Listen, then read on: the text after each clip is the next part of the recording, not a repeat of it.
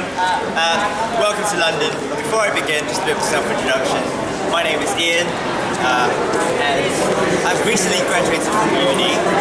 I did classical studies with English, so if there's anything that you need to know about Latin, for instance, if you see any Latin inscriptions on the way, I might be able to help you. I might not. Just let me know, and I'll do my best. Now, exactly what we're doing here today, we do free walking tours basically, and I am not actually specifically employed by Sandemans. I am self-employed. We work at Sandemans. Sandemans does our marketing for us. Now, Sandemans is basically a company that was started to help people discover the best of European cities, whatever budget they're in. So if they're in a really low budget, they'll be able to go on a tour that they can afford and still be able to learn about the city that they're in. What we mean by free walking tour is that essentially you come along with us on the tour, just enjoy it, and at the end of it, you pay whatever you felt it was worth. If you had a really good time, you learned a lot about the city, you really enjoyed yourself, feel free to give a lot of money. But on the other hand, if it was absolutely horrible, it was terrible, and you never want to come back to London ever again, that's fine. You not to give me anything, but do come and say hi so I know who to look for next time. I'm just kidding. But anyway, do feel free to just ask me any questions along the way. Before we continue, a couple of kind of basic ground rules. We're going to be crossing a number of roads, so try not to die. Here in London, we drive on the correct side of the road, which is on the left. So, when you're walking and you're crossing a road, make sure that you look in the right first, because that's where the cars are coming from. Don't get confused.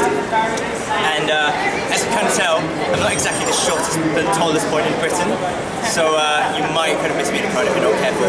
So do kind of look out for each other, recognise people in the group are, so you know who to follow. And I will be holding this obnoxiously yellow umbrella, so you can kind of see where I am. And do shout my name, Ian, if you can't find me. And last but not least, again, do feel free to ask me any questions that you have, because that's what we're here for. Awesome. Now, let's begin with the first place. Where are we? What's this place called? Tell me. Covent Garden? Yes, it's Covent Garden. Where's the garden? Yeah, where is it? Well, the garden used to be here, but it's not here anymore. This place was actually the kind of garden and orchard for the monks who lived in Westminster Abbey down towards the west. And unfortunately, it's not here anymore. It was a garden back in the 1200s, and that's quite a while back, as you know. But along the way, Henry VIII dissolved the monasteries, the monks were fired, the ground was left, and so what Henry VIII did, he sold it to the 4th Earl of Bedford. Well, the Earl of Bedford actually, and it was his descendant, the 4th Earl of Bedford, who took the land and redeveloped it for the aristocrats. So as you can see, there's some really nice buildings around the side. That's where the upper class lived. This market wasn't actually here until 1654, but when the market was developed, a lot of people moved in. The pub owners moved in, and along with the pub owners came the drunks, and then came the actors who were drunk most of the time, and along came, the ladies of the night as well, shall we just say that. So this area actually used to be one of London's, shall we say, foremost red light districts. And if you were so inclined and you wanted to have a nice little directory of whom you could look up in the middle of the night, sorry, go ahead. Sorry, no.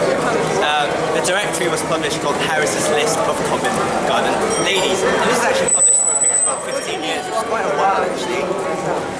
And the best thing about the directory called Harris's List of Covent Garden Ladies was I'll call you with updates. it had their names, it had their dresses, and it had a description of their physical appearances. So you knew kind of exactly what you were looking for. And there was a description of their specialities. I won't go into too much detail about that, but you can kind of imagine what I'm talking about. So, this area was a market for a while until about 1974, which is actually quite recent, until the fruit and vegetable market was moved down south to Nine Elms. But as you can see, we do sell a different type of apple. So, there we have it.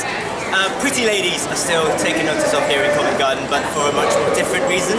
A lot of models were discovered while they were shopping in Covent Garden actually, with the most famous being Naomi Campbell in 1986. And according to my friend who works as a fashion photographer, most of the big model agencies are actually around here in the West End. So, ladies, you never know if you might be lucky today. So, yeah, right, let's move over there and have a look at St. Paul's Church. Let's go.